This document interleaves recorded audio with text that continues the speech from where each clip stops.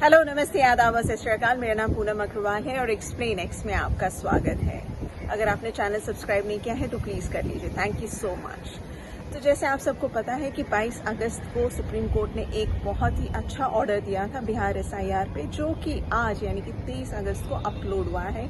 और ये ऑर्डर खासतौर पे इसलिए इम्पोर्टेंट है कि कई सारी डिटेल्स इन्होंने जजेस ने इसमें डिक्टेट कराए हैं और कुछ स्पेसिफिकेशंस दिए हैं। तो इसलिए मुझे लगा कि एक अलग से वीडियो बनाकर वोटर्स के लिए खासतौर पे ये जानकारी देना ज़रूरी है कि उन्हें आखिर करना क्या है, खासतौर पे वो वोटर्स जिनका नाम ड्राफ्ट रोल में नहीं है, यानी कि 65 लाख वोटर्स का।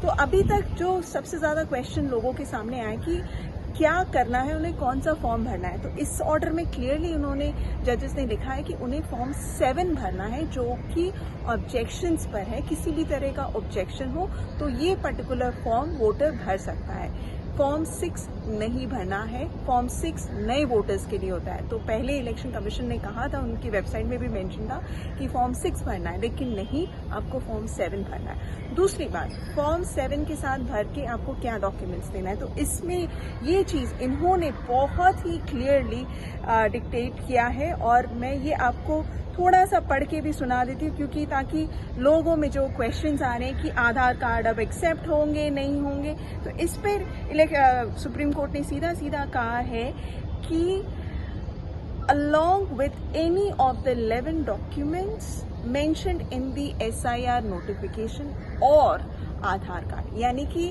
11 डॉक्यूमेंट जो एसआईआर नोटिफिकेशन में, एसआईआर का जो नोटिफिकेशन इलेक्शन कमीशन ने जारी किया था, उसमें जो 11 डॉक्यूमेंट है या आधार कार्ड, यानी कि फॉर्म 7 के साथ आपको ये चीज़ भर के देना है।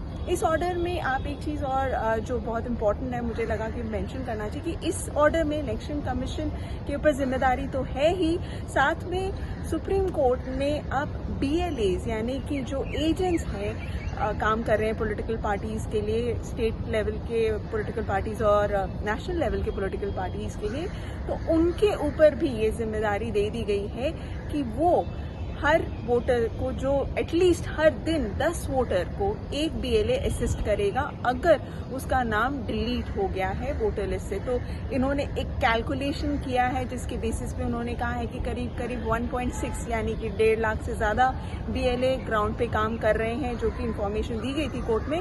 तो उन्होंने कहा कि अगर रोज़ 10 वोटर को भी ये BLA मदद करे तो 16 लाख वोटर्स एक दिन में कवर हो जाएंगे। तो ये जो पीरियड है, और ये कैलकुलेशन इसलिए किया गया क्योंकि 1 सितंबर तक सारे ऑब्जेक्शंस फाइल करने हैं, तो ये जो समय है वो बहुत ही कम है।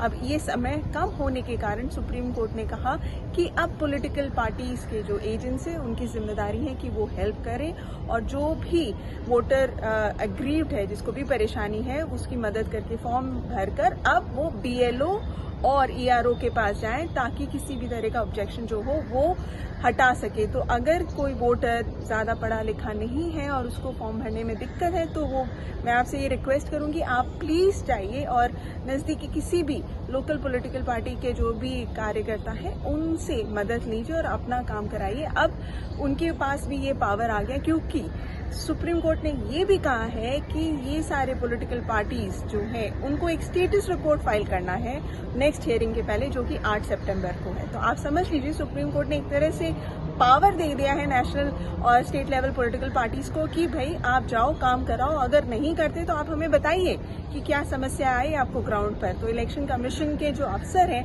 अब पूरी उम्मीद है कि वो सुनेंगे इस बात को।